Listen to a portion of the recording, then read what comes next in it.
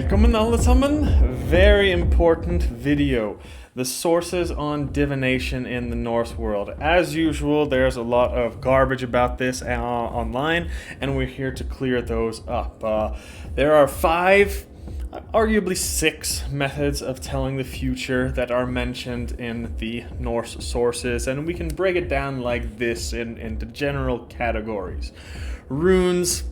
Arguably runes, I'll go over that in a minute, but either way, some sort of symbols and casting lots, like many people do today with runes, is one of them that is mentioned.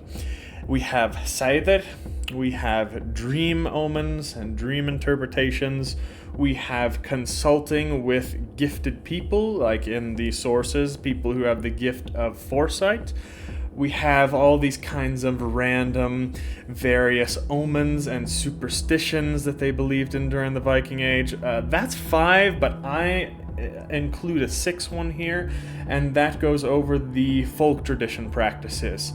These are little practices recorded as late as the 18 or 1900s sometimes in Scandinavia, but with clear, much older pagan origin, and I'm going to break down all of these 6 and the sources and a few examples from each so we can get it right. I also did a Patreon video, like usual, where I go a bit deeper in on some spiritual experiences and beliefs and, the reliability of each of these methods, and some more interesting spiritual perspectives, but on YouTube I like to keep things academic, so here we go. First, speak about the runes, the all-debated question. Did the Vikings use runes for divination?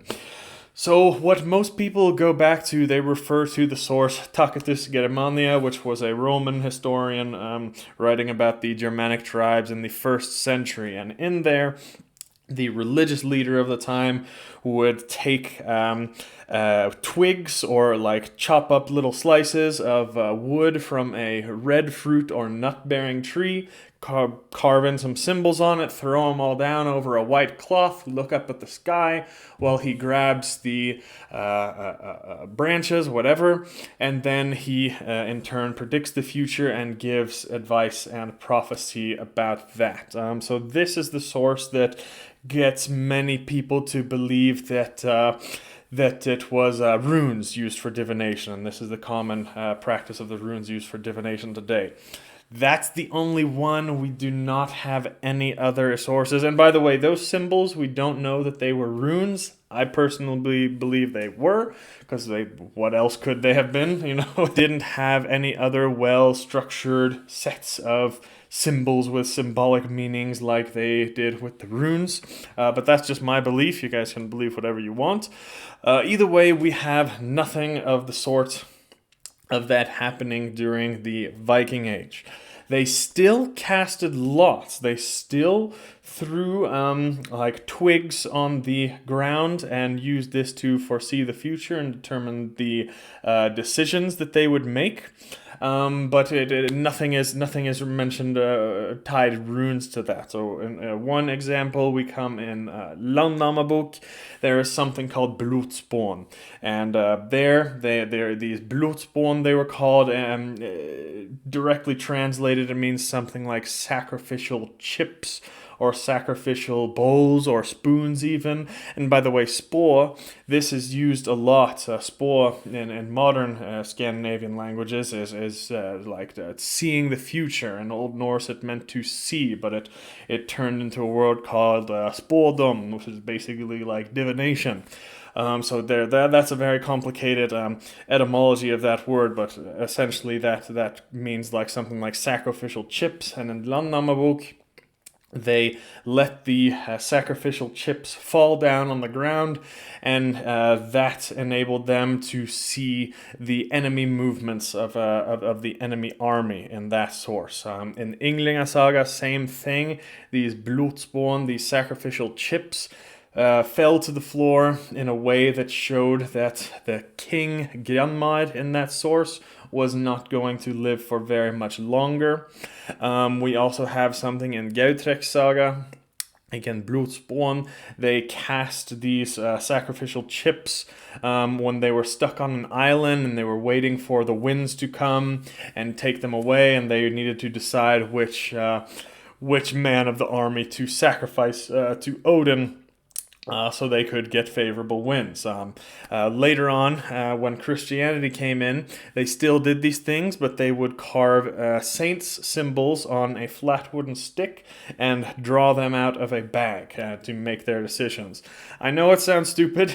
I don't want you to get the wrong idea, first of all, about that. They did not. This was not a common practice. I went over 4 of them. That's. I think that's about all we have of that happening. It was not a common practice. They were very logical and thought out people. When you think about it in the sagas, when you read the saga, so don't think that they were just making all their decisions by casting lots on the ground. That would be stupid and inaccurate. But that is one way of telling the future. The second way, now this is the far most reliable. This is Seidr. We have many records of Seidr, and I did a full video about Seidr that you can check out there. But I'm going over a couple examples. In the vast majority of attestations of Seidr, it has to do with divination and telling the future. The Völva or the Seidkona would work herself up into whatever trance. They'd do the ceremony, the ritual, whatever, and then they would give their prophecies. In Erik the Red saga, once the ceremony was complete, the Seidr woman approaches Thorkel and tells him basically that the famine would end soon and that Gudrid would make a good marriage. One in Greenland and the second one in Iceland, from which would become a great family. So that's one example. Another one in Vatnsdaela saga, a Sami Seers is performing Seidr. But she is brought in like kind of as entertainment at a party. They're having a big party, a big feast, and they bring in this Seidr practitioner, and she basically takes turns for each of the men and telling them their prophecy, what would happen. So Seidr almost every time has to do with seeing the future. That is the second method of divination. The third one is dreams, dream interpretations. This is probably the one we find the most examples of in telling the future in the Norse sources. Maybe the most famous one is probably Baldur's Dermod, when they predict Baldur's death from what they see in a dream. We have another one in the saga of Halfdan the Black, when he dreams that he has a hair full of long, colorful dreadlocks, or locks almost, and like each one of those locks is supposed to symbolize what the later king Harald Fairhair would be each of his kingdoms that he unites. So that's one way. And dreams have to be interpreted in the Norse sources. It's not always like picture clear, like, okay, I dreamt this is going to happen. So a lot of the times it has to be interpreted. Another example is in Ynglinga Saga. The main character Gísli there was a wise man who dreamed a great deal and whose dreams were prophetic. So this happens many times in the story where he predicts the future from what he saw in his dreams. But like I said, you have to interpret these things, and a lot of the times this had to be done by experts. In another source, Laxdaela Saga, there was a woman named Gudrun. She was a young woman. She was only 14, 15 years old about, and she was said to be a woman who had dreams that would predict the future, but she did not really know how to interpret them that well, so she had to bring in another man called Gest, who would interpret her dreams to basically tell the future out of it. So even though you maybe had the gift of foresight, you might not be able to interpret it accurately, and you'd have to get some other expert who was good at these things. You could also interpret these things incorrectly, which was dangerous sometimes. In the Vatnsdaela saga, a man named Thorkel misinterpreted his dream, where in his dream he rode on a blood-red horse through Vatnsdael, and he seemed, from that, he thought that he was going to see red burning ahead of him, and this was great energy for honor and for glory, and he was riding to something fantastic. But his wife actually said that the redness in the dream is probably because it's alluding to a bloody event, and that you may be killed at this meeting where you were going, and he was eventually killed. So you could interpret dreams completely incorrectly as well in the Viking Age as well. Like I said, it had to be done by an expert. Number 4 method of telling the future is asking people who were said to have the gift of foresight. Probably the most famous example of this that you have all heard of comes in, either the Ynglinga Saga or specifically the poem Gripisbo. And that is a poem between the hero of the poem, you all know Sigurd, and his uncle. He goes to his uncle Gripir, who was said to be knowledgeable of the future. He had the gift of foresight, and then the whole poem goes on to Gripir telling Sigurd about the future, even though he necessarily didn't want to. So some people had the gift of foresight, but they didn't want it. Gripir kept saying, "Oh no, Sigurd, you've troubled me too much. I don't wanna tell you any more about your future. You have dark days ahead of you. Please don't ask me any more questions." But Sigurd kept asking and asking and asking, and it all came true. Of course, you guys know the story of the Volsungs or the Helgileis, Sigurd cycle poems, all of that. That's the most famous tales in the Norse mythology. We also have in Erik the Red Saga, the author introduces the woman here who's about to do Seidr. She gets introduced as Little Völva, and she is describing her as one of 10 sisters who could all see in the future. So maybe it had to do with certain families. They all had this ability to see into the future. Njál Saga is another one. Njál was the main character, and he was wise and prophetic, and he could see the future, and he was so well versed in law that he had no equal. And all throughout the story, many characters came to visit him to ask for their prophecies and ask for his advice. So asking people who had the gift of foresight, it's not everybody, but some people are believed to have that, and that would be another way of determining your future. Number 5 is these kind of omens and superstitions that you will find all throughout the Viking sagas.